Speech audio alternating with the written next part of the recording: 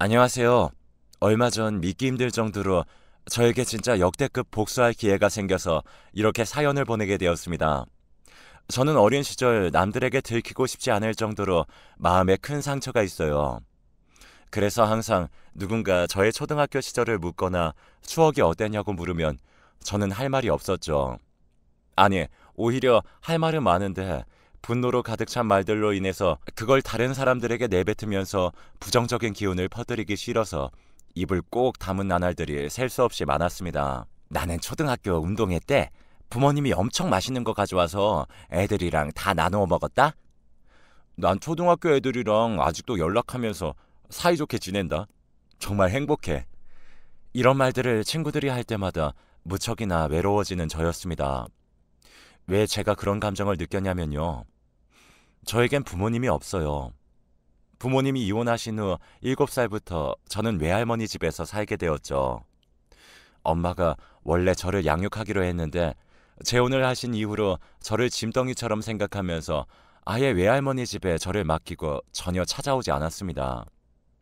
엄마는 심지어 저뿐만 아니라 외할머니까지 아예 찾아오지 않을 정도로 연을 끊고 살았고 저와 할머니는 굉장히 힘들게 함께 살게 되었죠. 누가 봐도 굽은 허리를 끌고 폐지를 줍는 할머니. 그리고 몸이 자꾸 왜소해서 남들보다 확실하게 안 좋은 쪽으로 튀었어요. 누가 봐도 불쌍하고 사회 소외계층인 저와 할머니였습니다. 할머니는 눈이 어둡고 한글을 잘 모르셔서 글을 못 읽으세요. 그래서 제가 초등학교 입학할 때 신청을 해야 하는데 그것도 못해서 뒤늦게 구청에서 나온 사람들이 아이 조사할 때 저를 발견해서 저는 남들보다 초등학교 입학도 늦게 하게 되었습니다. 저는 어른들의 손길에 어영부영 그렇게 초등학교에 입학하게 되었고 저희 집 사정을 알게 된 교무부장 선생님이 저희 담임 선생님에게 특별히 저를 관리할 것을 신신당부했죠. 그런데 모든 것들은 물거품으로 돌아갔습니다. 교무부장 선생님의 특별 부탁에도 불구하고 저의 담임 선생님은 저를 개미 보듯이 보았어요. 아니, 오히려 개미가 아니라 바퀴벌레나 짐승, 곤충 보듯이 저를 쳐다보면서 멸시하기를 반복했습니다. 어리디 어린 초등학생 1학년인 저로서는 담임 선생님이 저를 엄청 싫어하고 제가 지나가면 큰 소리로 너는 안 씻고 다니니? 뭔 냄새가 이렇게 찌릉내가 나? 미쳐 내가 진짜 하면서 소리를 빽 지르곤 했죠. 저는 사실 집에 온수가 안 나와도 애들한테 잘 보이고 싶어서 얼음장 같은 물에도 매일 몸을 씻었거든요. 집에 드라이기도 없어서 밖에 나가면 머리가 깡깡 얼어서 학교에 도착할 때면 머리카락 끝에 서리가 껴서 똑똑 부러지는 듯한 소리가 날 정도였습니다. 내 몸에서 냄새가 나지 않는다는 걸 잘 아는 선생님임에도 불구하고 나에게 면박을 주는 건 온전히 확실히 저를 싫어해서 하는 행동이라는 걸 저는 아주 잘 알고 있었죠. 아무래도 선생님부터 저를 싫어하니까 자연스럽게 반에 있는 애들 모두 저를 싫어하기 시작했습니다. 제가 지나갈 때마다 야, 너 냄새나. 쌤이 너 냄새난다고 가까이 가지 말래. 하면서 저를 소외시키기 시작했죠. 어린 나이에 저는 정말 큰 상처였어요. 그래서 누군가 제 옆을 지나가기만 해도 팬티에 오줌을 지릴 정도로 무척이나 무서워했고 반에서 저도 모르게 오줌을 싸버리니까 애들이 저에 대한 차별은 말로 표현할 수 없을 정도로 더더욱 심해졌습니다. 마음이 아프고 또 아리고 너무나 고통스러웠어요. 왜 제게 이런 일이 벌어지는 건지 원망하면서 빨리 이 반을 탈출하고 싶다고 몇백 번이나 되뇌었습니다. 그렇게 초등학교 1학년이 지나가고 제가 다행히 그 선생님 반 아이가 되지 않았어요. 초등학교 2학년, 3학년, 4학년 때 다 다른 담임 선생님을 만나서 다행스럽게도 그 담임 선생님들의 도움으로 저는 교회나 지역에서 주는 장학금을 받으면서 조금은 편하게 학교를 다닐 수 있게 되었습니다. 반 아이들도 저를 뭐 엄청 좋아하지는 않아도 그래도 싫어하진 않았어요. 오히려 그것만으로도 저에게는 큰 마음의 위안이 되었습니다. 남들이 내게 뭐라고 안 하니까 좋더라고요. 좋아하는 건 바라지도 않고 그저 그냥 나랑 함께 있어주길 바랐으니까요. 바라는 게 없으니까, 기대한 게 없으니까 만족도도 더욱더 높아졌습니다.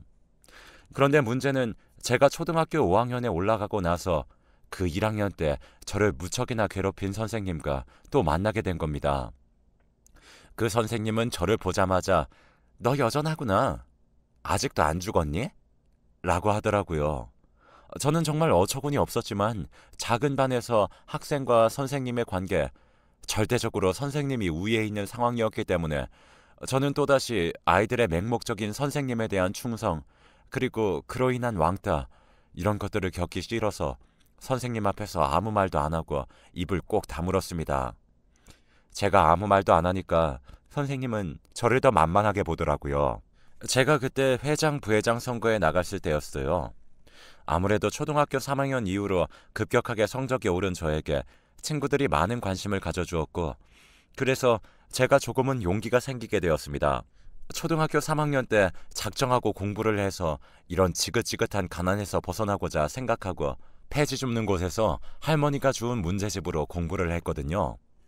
전교 200등이었던 제가 1등에서 3등을 하니까 학부모 사이에서 제 이야기가 나왔고, 얘들도 저의 공부 비법을 궁금해서 저에게 관심을 주었거든요. 그런 영향이 제가 초등학교 5학년 때 반장 선거에서 뽑힐 수 있는 기회를 주게 된 겁니다. 그런데 문제는 반장에 당선되면 부모님들이 와서 해야 할 게 많았던 거였어요.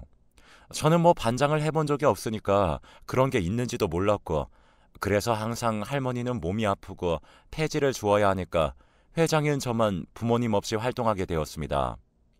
저는 몰랐어요. 저 빼고 다른 반장, 부반장 엄마들이 돈을 모아서 선생님들에게 우리 아이 잘 부탁한다고 촌지를 돌렸다는 것을요. 선생님이 제가 지나가는데 이유 없이 갑자기 머리를 손으로 팍 내리치는 겁니다. 복도에 지나가는 애들도 다 뒤를 돌아볼 정도로 큰 소리였어요. 저는 너무 놀라서 고개를 쳐들고 선생님을 쳐다보았고, 선생님은 "넌 뭔데 주제도 모르고 반장으로 뽑힌 거니? 넌 선생님한테 뭐 준 것도 없으면서 생활기록부 이런 거 홀라당 좋게 쓰일 거라고 생각하는 거니? 어림도 없다. 내가 세상에서 제일 싫어하는 게 뭔지 알아? 눈치 없는 것들, 그리고 가난한 것들이야. 쥐뿔도 없는 것들이 아득바득 기어올라서 사람 살살 속을 긁어버리고. 난 그게 제일 싫어. 가난이 묻은 그 냄새도 싫어." 하면서 저를 힘껏 내리보고 가시더라고요. 그날 얼마나 서러웠는지 집에 가서 할머니 몰래 펑펑 울었습니다. 그러다가 제가 잠을 자면서 잠꼬대를 했나 봐요. "하나님, 저는요, 왜 부모님 없이 이렇게 힘들게 살아야 해요? 제가 반장이 되었는데, 반장이 되면 인생이 좀 바뀔 줄 알았는데 선생님이 저에게 그러더라고요. 저는요, 반장으로서 능력, 자격이 없대요. 이 세상에서 살 자격도 없고 촌지도 안 주니까 쓸데없는 존재라고, 학교에서 나가주는 게 속편할 것 같다고 했어요. 나 이제 학교 가기 싫어요. 그냥 그만두고 싶은데 우리 할머니 때문에 너무 미안해서." 하면서 잠결에 혼잣말을 한 거예요. 할머니가 그걸 듣고 충격에 빠져서 그 다음날 저 몰래 학교를 찾아가서 교무부장 선생님한테 제가 잠꼬대 하던 것을 말하고 담임 선생님과 면담을 한 겁니다. 담임 선생님은 할머니가 찾아와서 교무실을 깽판 놓으니까 뭐라 할 말도 없었고 그저 죄송하다고 고개를 꾸벅 숙여버리셨대요. 그때 절대로 저에게 이상한 말 안 하고 괴롭히지 않겠다고 약속을 했나 봅니다. 그래서 제가 그날 이후로 담임 선생님에게 모진말이나 그런 것들을 안 당하게 되었어요. 교무부장 선생님도 찾아오셔서 "내가 널 특별하게 더 관리했는데 미안하다. 그동안 학교 다니면서 얼마나 마음의 상처가 컸겠니?" 하면서 저에게 사과를 해주셨죠. 참 다행이다 싶었어요. 그래도 학교에 내 편을 들어주는 사람이 있는 것 같아서요. 그런데 그런 행복은 오래가지 않더라고요. 갑자기 저희 할머니가 쓰러지신 겁니다. 원체 연세가 많으셔서 항상 걱정이긴 했지만 여름에 폐지를 주우러 다니다가 일사병에 걸리시고 결국 골목에 쓰러져서 숨을 거둔 상태로 발견된 거였어요. 얼마나 슬프고 미친 듯이 고통스러웠는지 몰라요.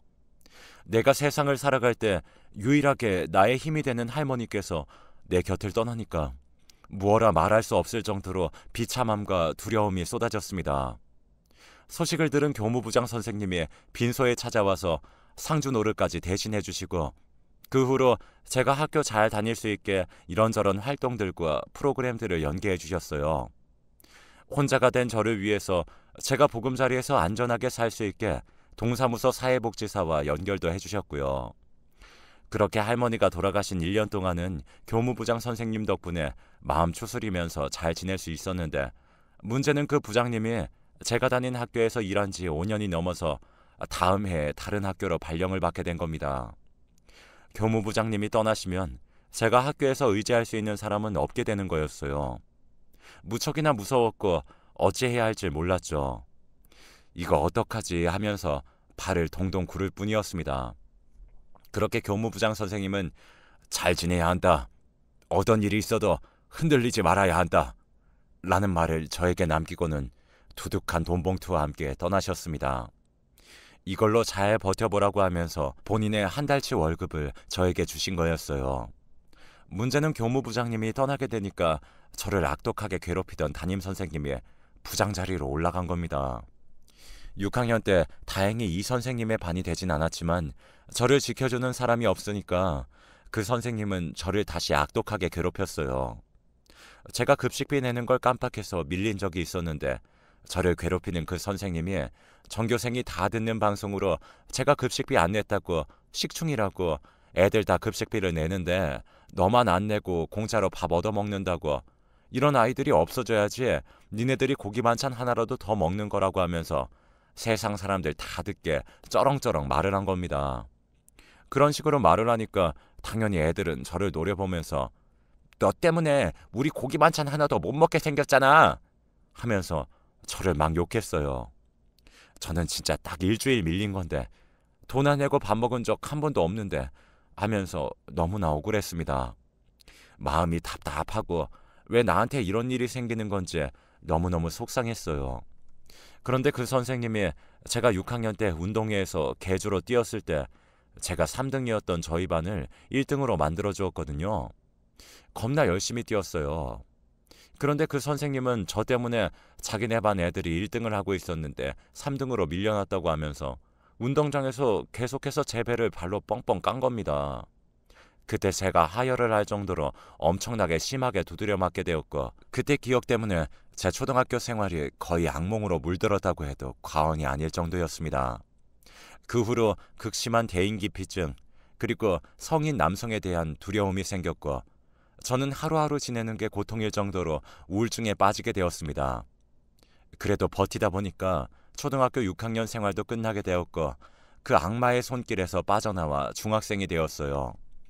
정말 다행히도 초등학교에 올라갔을 때는 저를 괴롭히는 사람들은 없었고 오히려 제가 공부를 열심히 하고 안 좋은 환경에서도 제 일을 스스로 다 하니까 저에게 대단하다며 자기네들이 뭐 도와줄 거 없냐고 하면서 말을 거는 친구들과 선생님들이 많았습니다.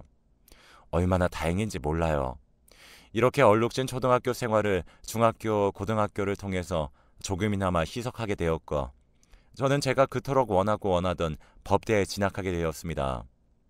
저는 살면서 매 순간을 소외계층으로 살면서 서럽고 이유 모를 어른들의 속임수 때문에 되게 손해보면서 살았거든요. 가난하니까 어떻게든 저를 이용해서 뭐 하나라도 더 빼먹으려고 하는 사람들이 제 주변 천지에 널려 있었습니다. 물론 좋은 사람들도 많았지만요. 저는 그런 사람들이 싫어서 저 스스로를 지키기 위해서 어릴 때부터 법 공부를 해야지 하고 마음을 먹었거든요. 거의 10년간 대학을 향해서 달려온 제가 비로소 법대에 입학하게 되었을 때 하늘에 있는 할머니 생각에 눈물이 주르르 나더라고요. 할머니, 내가요 더 열심히 살아서요 우리처럼 힘들게 사는 사람들 도우면서 살게요 하면서 제 마음속으로 약속을 했습니다. 그렇게 시간이 흘러서 제가 대학교 2학년이 되었을 때 사법고시에 응시하게 되었고 총 4년간의 시험 기간 끝에 힘겹게 변호사가 되었습니다. 사실 저는 그때까지 무척이나 어렸죠. 일단 변호사가 되면 제 인생이 쓱쓱 풀릴 줄 알았거든요. 그런데 그게 아니더라고요. 오히려 변호사가 되니까 현실이 더 와닿고 급여는 뭐 다른 여타 직장인들과 다를 게 없었습니다. 아무래도 수습 변호사라 해야 할 일 그리고 끝낼 일 이런 것들이 많아서 그런 것일 수도 있었지만요. 그렇게 일에 집중하면서 인생을 보내다 보니까 눈 떠보니까 저는 결혼 정년기를 훌쩍 보내버렸더라고요. 어떡하지? 뭘 하다가 나는 결혼 시기를 놓친 거야. 하면서 조금은 조급한 마음이 생기기 시작했습니다. 그때 한 남자가 나타나게 되었어요. 변호사 미팅 끝나고 힘든 마음에 근처 맥주집에 가서 독일 맥주 한 잔 마시고 있을 때였습니다. 거기에서 바에서 일을 하고 있는 사람이 손님이 없는데 같이 이야기하고 싶네요. 제가 서비스 좀 드릴게요. 하면서 안주거리를 가지고 와서 저에게 말을 걸더라고요. 안 그래도 외롭던 차에 누군가 저에게 다가오니까 저도 기분 좋았고 그 사람과 말이 물꼬를 트면서 이야기를 술술 했습니다. 그 사람이 저에게 그러더라고요. 자기가 정말로 이 일을 하면서 누군가에게 첫눈에 반한 적이 없는데 당신이 여기 들어오자마자 무슨 뒤에서 후광이 비치는 줄 알았다고. 너무나 신기한 경험이라고. 그래서 자신은 사실은 말 수도 없는데 이렇게 말을 건 거라고 하더군요. 저는 그때 살짝 술도 들어가서 약간 취한 상태라서 그 남자의 이런 말을 듣고 얼굴이 발그레해졌고 좀 놀라서 말도 막 더듬었습니다. 그 남자는 제게 괜히 자기 때문에 불편한 거 아니냐고 하면서 말을 조심스럽게 건넸고 저는 아니라고 하면서 그 남자에게 말했어요. 나도 그쪽이 썩 나쁘진 않아요.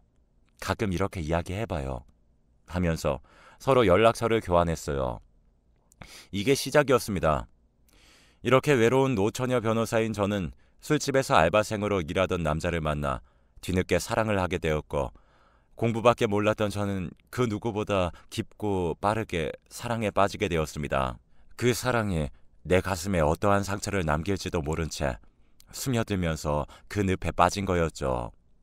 그러다가 결국 그 남자가 저에게 평생을 함께 하자고 하면서 고백을 하게 되었고 저는 놀란 눈을 하며 정말이냐는 말과 함께 고백을 받아줬어요. 아무래도 가족 없이 살았던 저희니까 늘 누구에게 기대고 싶었고 마음을 주고 싶었고 영원하진 않더라도 오랫동안 사랑하고 싶고 사랑받고 싶다는 욕구가 가득 찼었거든요. 제가 청혼을 받은 사실을 로펌팀 사람들에게 말하자 그곳 사람들이 저에게 말하더라고요. 누구야? 신랑이 누군데? 같은 변호사야? 진짜 궁금하다. 라고 하면서요. 저는 쭈뼛쭈뼛거리다가 예비 신랑에 대해서 말을 해주었어요. 사람들이 하나같이 저의 이야기를 듣자마자 야 미쳤어? 정신 차려. 너 이러면 안 돼. 어떻게 공부해서 여기까지 올라왔는데. 진짜 미치겠네. 야, 그 남자는 아니야. 최변, 내가 소개팅 해줄게. 외롭다고 아무 남자 만나서 결혼하면 인생 꼬인다고. 그래 최변, 진짜 직업도 일정하지 않고 이상한 헛짓거리하는 남자를 왜 만나려고 해? 최변, 이건 아니지. 나도 진짜 반대야. 내가 오지랖 진짜 안 부리는 성격인데 이건 안 봐도 뻔한 결말이야. 이렇게 주변 사람들이 하나같이 싹 다 저를 말렸습니다. 그런데 여러분들 아시잖아요. 사랑에 빠지면 앞이고 뒤고 옆이고 하나도 안 보인다는 것을요. 저는 그 누가 뭐라고 해도 나의 사랑은 진짜 찐 사랑이라고 하면서 주변의 말들에 흔들리지 않을 거라고 하면서 결혼을 진행한 겁니다. 남들이 미쳤다고 저에게 손가락질할 정도였어요. 최변이 공부만 하다가 머리가 돌아버린 것 같다 라고 말할 정도였습니다. 그렇게 저 혼자 들떠서 이런저런 것들을 알아보고 있을 때 상견례 날짜가 잡히게 되었어요. 그날 처음 시부모님을 뵐 예정이었고 저는 무척이나 콩닥거리는 마음을 감출 수가 없었습니다. 사실 제가 직업은 뭐 어디 가서 꿀리지 않는다고 하더라도 뭐라고 해야 할까요? 아무래도 고아랑 비슷한 가정사를 가지고 있으니까 결혼하기 전에 그런 것들을 다 밝혀야 하니까 위축되고 또 마음에 걸리는 그런 게 있었습니다. 어떻게든 잘 보이려고 예쁜 새 옷을 사고 또 가서 할 말도 생각하고 있을 때 시간이 흘러서 상견례 날짜가 오게 되었어요. 두근거리는 마음으로 그 상견례 장소에 도착하게 되었습니다. 제가 긴장이 되어서 일찍 도착해 있었어요. 몇십 분이 지나니까 누가 문을 열고 들어오는 겁니다. 그 사람의 얼굴을 본 순간 전 온몸이 굳어버렸어요. 그 사람의 정체는 제가 그토록 혐오하고 너무나 싫어했던 초등학교 때 담임 선생님이었습니다. 담임, 그러니까 예비 시모는 저를 못 알아보는 듯 하더라고요.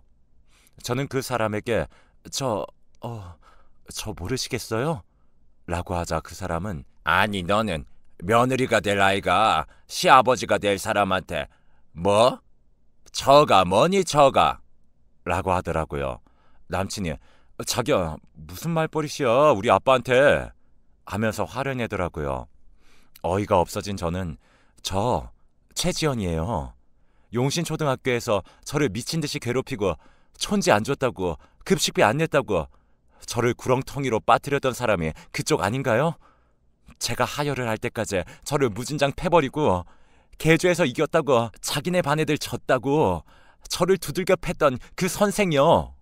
라고 하자 그 선생님 얼굴이 뻘개져서는 무슨 소리를 하는 거야? 난 옛날 일이라서 기억 안 난다. 얘 아들아, 이딴 고아의 독한 년이랑 결혼하지 마. 라고 하자 제 남친은 아빠, 나 이 여자 아니면 안 돼. 그리고 내 주제에 이런 잘난 여자를 또 어디서 만나? 진짜 아빠! 라며 작은 소리로 말하는 겁니다. 그때 저는 와장창 그 남자에 대한 도깨비 감투 같던 콩깍지가 싹 벗겨졌어요. 내가 미쳤다고 이놈이랑 왜 결혼을 한다고 했던 건지 화가 불 끓어올랐고 저는 그간 쌓였던 서러움을 그 자리에서 다다다닥 말했습니다. 당신 때문에 내 초교 시절이 다 얼룩져 버렸는데 모른다고? 진짜 어떻게 모른다고 할 수가 있어? 뭐 이런 놈이 다 있어. 진짜 쓰레기야. 당신은 쓰레기라고. 난 부모 없이 할머니 손에서 자라서 변호사까지 되었는데 그렇게 급 따지던 당신 아들은 이 나이 먹도록 알바 인생 전전하며 살고 있네. 참 안타깝다. 니네 부자 지옥에나 떨어져서 살아. 라고 말한 순간 그 담임이 그래 내가 그냥 넘어가려고 했는데 안 되겠네.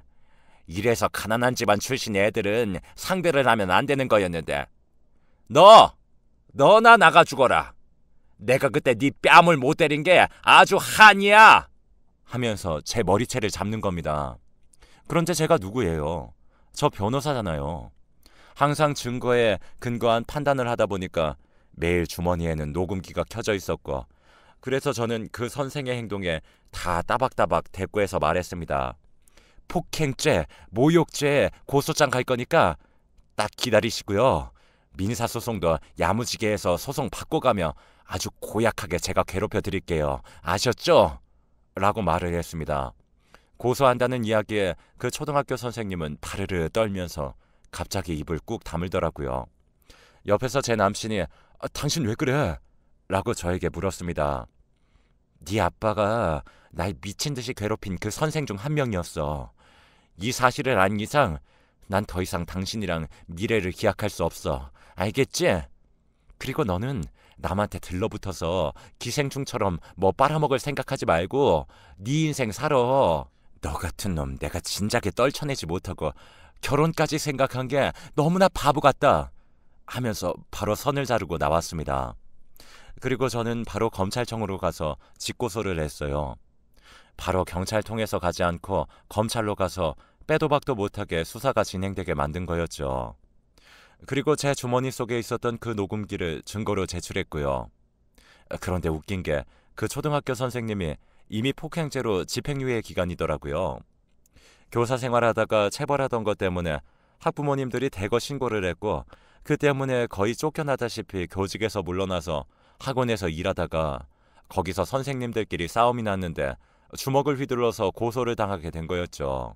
그런데 징역형 집행유예 과정 중에 또 손을 뻗어서 저의 뺨을 날리려고 했으니 인생 끝난 거죠. 그날 바로 그 초등학교 선생님은 구속되었습니다. 사실 대한민국에서 초범이 폭행하면 거의 뭐 아주 가벼운 벌금형이 전부거든요. 어떤 판례를 보아도 그렇습니다. 그래서 사실 형사소송으로 해서 선생님께 복수한다 이런 생각도 안 하고 민사 쪽으로 가서 아주 괴롭혀야지 했는데 하늘이 도운 건지 바로 감옥에 가게 된 거였죠. 얼마나 기분이 좋던지요.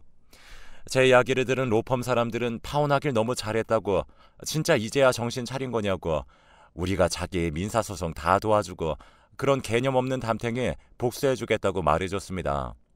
그 말을 듣는데 진짜 든든하더라고요. 그렇게 저는 그 선생에게 정신적 피해 보상으로 1,000만 원 가까운 민사소송을 걸었고요. 모욕죄도 함께 고소 때렸죠. 그 선생님 퇴직금도 싹 다 날리고 빈탈털이었는데 고소까지 들어와서 지금 거의 반폐인 상태로 미치기 직전이라고 합니다.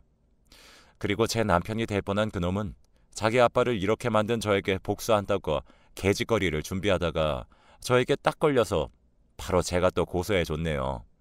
접근금지 신청까지 하고요. 그렇게 통쾌한 복수를 하고 저는 로펌 사람들이 소개해준 한 남자와 연이다 결혼에 꼴이 나게 됐고 다른 여자들과 다를 것 없이 평범하고 행복한 하루하루를 보내고 있었어요. 그 사건이 생기고 한 2년 뒤였나? 갑자기 제 동기 변호사 중에 국선 일을 도맡아 하는 애가 있는데 걔가 갑자기 저에게 그러는 겁니다. 나 이번에 진짜 대박 사건 받았지 뭐야? 부자가 쌍으로 폭행당해서 거의 몇 달을 입원하게 됐어. 그런데 이게 좀 웃긴 사건인데 해당 피해자가 예전에 피해자가 아니라 가해자였더라고. 아휴, 저는 친구에게 그게 무슨 소린데?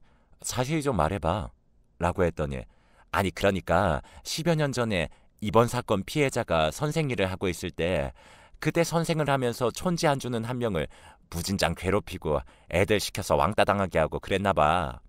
그런데 시간이 흘러서 그때 초등학생이던 사람이 몸도 엄청 키우고 공부도 열심히 해서 잘 살고 있었는데 그 사람이 자기 담임이랑 술자리에서 딱 마주친 거지. 그때 그 피해자가 잔뜩 먹은 상태였고 거의 인사불성인 상황에서 자기를 괴롭혔던 선생을 만나게 되니까 니놈한테 내가 복수하려고 몸 키우고 딱 기다렸다고 피떡 만들어준다고 하면서 얼굴이랑 몸뚱이를 냅다 때렸대.